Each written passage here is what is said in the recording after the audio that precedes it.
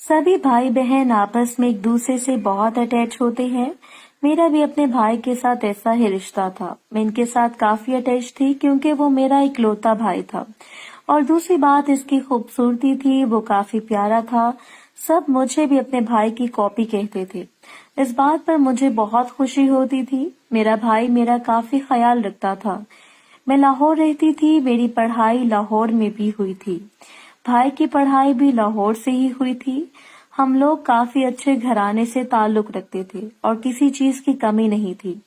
मुझे पढ़ाई का इतना शौक नहीं था, पर भाई के कहने पर मैंने अपनी तालीम जारी रखी थी और कॉलेज में एडमिशन ले लिया था। अगर मैं अपनी बात करूं तो मेरा नाम शकीला है और भाई का नाम अली है। मैं दिखने में काफी पुरकशिश और खूबसूरत थी। भाई से 4 साल छोटी थी। मैं घर में सबकी ही लाडली थी। भाई की पढ़ाई खत्म हो चुकी थी, इसलिए अब भाई अपनी जॉब की तैयारी करने में मगन थे। अम्मी अब्बू ने सोच लिया था कि भाई की जल्द ही शादी करवा देंगे ताकि वो किसी दूसरे काम में ना पड़ जाए और बीवी के आने से अपना ध्यान सिर्फ बीवी पर रखें।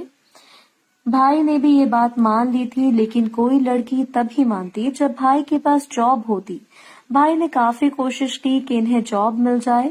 जब कुछ माह बाद भाई को आजाद कश्मीर से एक जॉब ऑफर हुई थी, तब मैंने आजाद कश्मीर का नाम सुना तो मैं काफी खुश हुई थी कि इसी बहाने मेरी सैर भी हो जाएगी, क्योंकि वो इलाका काफी पुरसकून था। मैंने भाई को कहा कि वो जॉब करना शुरू कर दें, पर भाई ने बताया कि इनकी जॉब किसी गांव में लगी है। अगर लड़की को पता चला तो वो बिल्कुल भी नहीं मानेगी। अम्मी अब्बू ने भी इस बात को समझा और नतीजा यही निकाला कि अब लड़की को गांव का नहीं बताया जाए।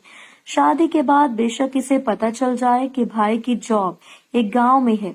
मुझे अपनी भाभी की काफी फिक्र थी। मैं इतनी हसीन भाभी नहीं चाहती कि भाई इसके पीछे लग जाता और हमें भूल जाता। भाई के लिए जो रिश्ता पसंद आया था वो लड़की काफी खूबसूरत थी।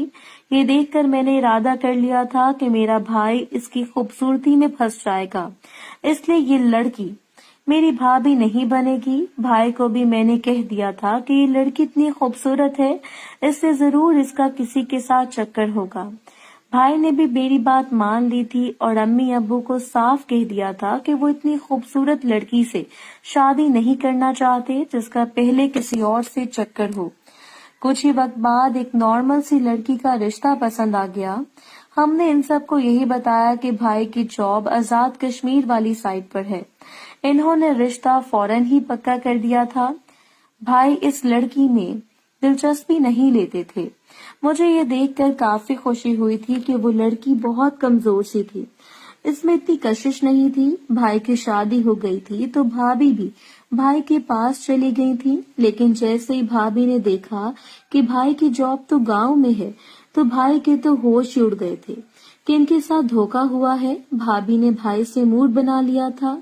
भाई ने भाभी को वापस जाने से मना कर दिया था कि इन्हें जरूरत की हर चीज मिलेगी, लेकिन भाभी का मूड फिर भी सही नहीं हुआ और अब रोज ही लाहौर इनकी कॉल आ जाती थी कि भाभी इन्हें वक्त नहीं देती हैं। अम्मी अब्बू भी परेशान होने लगे थे। अब्बू ने भाभी के घर वालों को साफ साफ कह दिया था कि शादी को इतना वक्त हो चुका है और अगर अब औलाद न हुई तो इनकी बेटी को छोड़ देंगे। भाभी के घर वाले भी परेशान हो गए थे। इन्होंने अपनी बेटी को समझाया कि वो किसी हद तक समझौता कर ले। भाभी का मूड भी सही हो गया था। कुछ ही देर बाद ही भाभी ने खुशखबरी सुनाई तो सब लोग ये खबर सुनकर काफी खुश हो गए थे कि भाभी उम्मीद से है। मैं तो हैरान हो गई थी क्योंकि ये खबर इतनी जल्दी मिलेगी इसकी मुझे उम्मीद ना थी। भाभी अब इस वजह से काफी फलने फूलने लगी थी। मैंने नोट किया था कि भाई अब भाभी की काफी कदर करते थे। मैंने अब नोट किया था कि भाभी अब भाई की काफी कदर करने लगी थी। मेरी रोज ही भाई से बात होती थी तो वो भाभी की काफी तारीफ करते थे।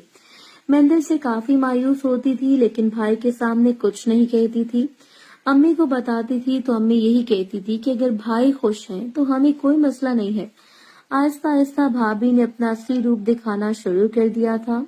अब वो भाई से कहती थी कि इतना ज्यादा काम इनसे नहीं हो सकता है, इसलिए किसी काम वाली का बंदोबस्त करें, लेकिन हमारे घर काम वाली का रिवाज नहीं था। मेरी छुट्टियां भी चल रही थी, ایک رات بھائی مجھ سے بات کر رہا تھا جب مجھ سے کہنے لگا کہ میں بھی ان کے پاس آزاد کشمیر آ جاؤں۔ مجھے کافی خوشی ہوئی تھی۔ میں جانتی تھی کہ بھائی اس لیے بلا رہے ہیں تاکہ میں بھابھی کی مدد کروں، پر میں اس بات سے خوش تھی کہ آزاد کشمیر گھوم لوں گی۔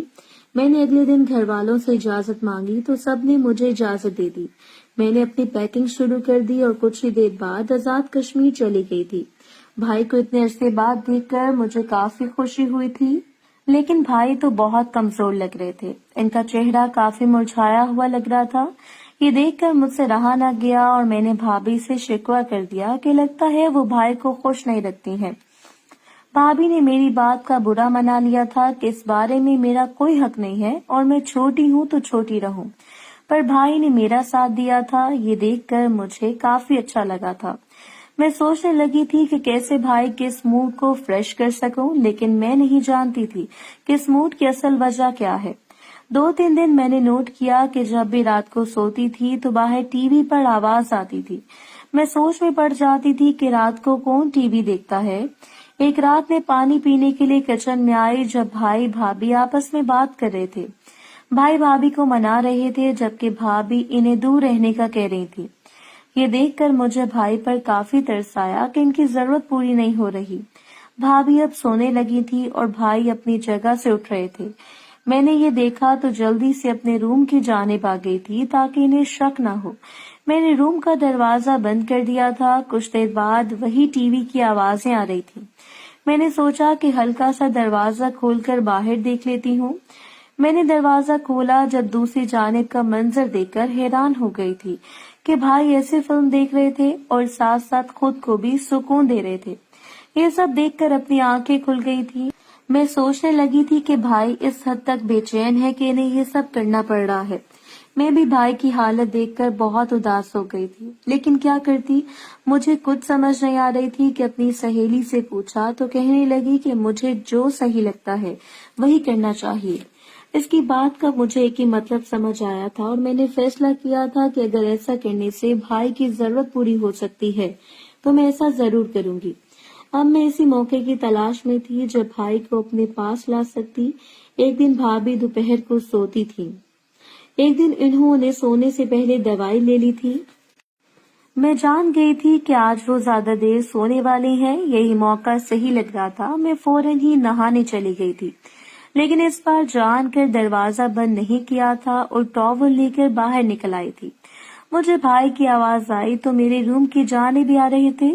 مجھے اس حالت میں دیکھ لیا تو باہر جانے لگے تھے۔ جب میں نے آرام سے کہہ دیا کہ مجھے کوئی مسئلہ نہیں ہے، ان کا کام زیادہ ضروری ہے تو وہ اپنا کام کر لیں، بھائی اب ایک چیز تلاش کرنے لگے تھے۔ اچانک ہی میں نے پھسلنے کا ڈرامہ کیا اور ٹاول بیڈ پر رکھ دیا۔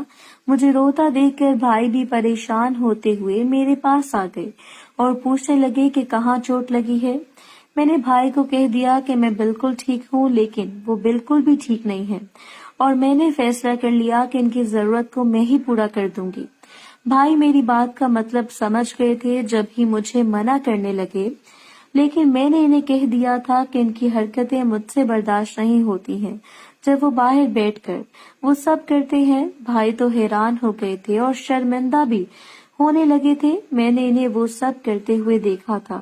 اسی شرمندگی کی آڑ میں آتے ہوئے وہ بھی تیار ہو گئے تھے۔ میں نے بھی فوراً ہی کام کرنا شروع کر دیا تھا اور اس طرح بھائی کو خوش کر دیا تھا۔ کچھ دیر بعد ہی بھائی نے بھابھی سے ڈر کے بس کر دیا تھا۔ میں بھی سمجھ گئی تھی، لیکن بھائی سے کہہ دیا تھا کہ انہیں جب بھی ضرورت پڑی تو میں ان کے ساتھ ہوں اور وہ میرے پاس آ سکتے ہیں۔ بھائی نے بھی میری بات مان لی تھی اور اس طرح اب جب بھی موقع ملتا تھا وہ میرے پاس ہی آ جاتے تھے۔ انہوں نے بھابھی کے پاس جانا چھوڑ دیا تھا، لیکن جلد ہی ان کی اولاد ہو گئی تھی جب بھابھی بھی بھائی کو منع نہیں کرتی تھی۔